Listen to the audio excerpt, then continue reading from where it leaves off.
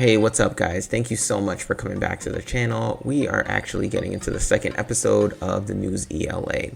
Now, the last time we spoke about NEWSELA, we talked about how you can use the sidebar here as a table of contents, and that can help you get through all the different trending articles that they show you, and you could choose the topics that you think your students will like. Next, we talked about searching and filtering and the importance behind that. So you might find an article that the students might be able to read, but again, the content might not be interest-based. So again, make sure you filter by content and not so much readability.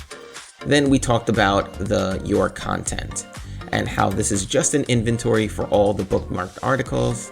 If I click this little icon over here, I save it to my content. If I uncheck that, I'll see a blue banner, and that means it's been removed. We talked about assignments and the binder, and basically that is the same exact thing. I can get to it if I click assignments, and I could click binder and get to the same exact thing. Finally, we talked about creating classes. Now, I created my classes based on readability. However, you can create your classes based on the Cohort B and Cohort A regimen that we have. So you might have Cohort C students, like if I click up here and I go to settings and I go to classes, originally it will sync all the classes that you have in PowerSchool to this one place. Now, once it's synced this way, you might have a class of 22 students on your roster. However, students in Cohort C, who you never see at all, are part of that. And when you assign material, it might be saying 22 students have seen this article, or 22 students were assigned the article, and only 15 students have done the article. And that might throw you off a little bit. So the way to get past that is clearly to make a class of the students that you actually see. So if you want to make a Cohort A situation and a Cohort B situation, that totally works. Or if you want to create a class and just exclude all the Cohort C students, so that when you assign material, you won't get an off ratio, as in you only have 16 students in your class, and that is who you're assigning the material to, and you know exactly who's done it and who hasn't done it. So the one thing that we didn't talk about, however, was the browse button, and that's what we're getting into today. So let's get started with that.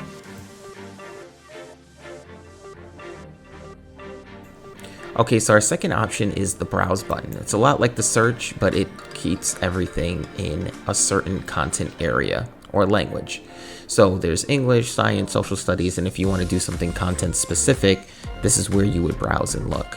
There's social emotional learning, and this is how you access that page. So we're gonna go into that right now.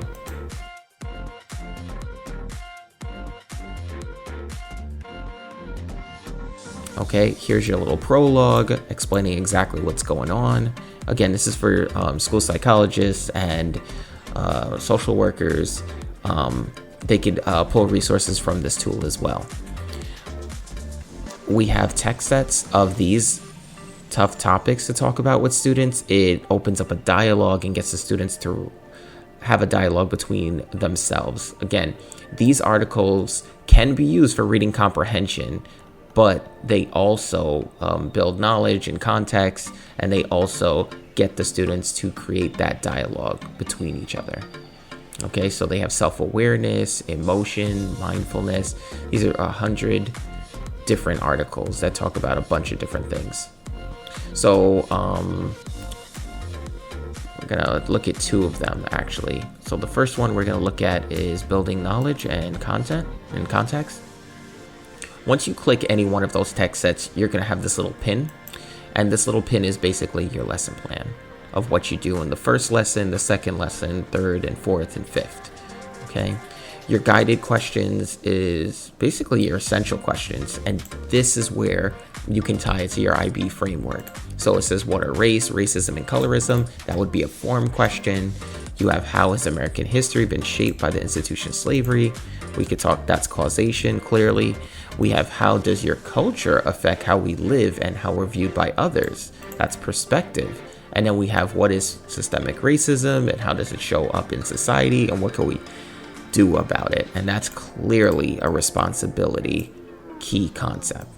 So basically, those are pretty tough questions to talk about with your students. But behind this, there are also I can statements. So every single one of these, if I press see more, there's an I can statement for an objective, and there's a learning alignment. And each one of these articles, the point is to get the students to talk to each other.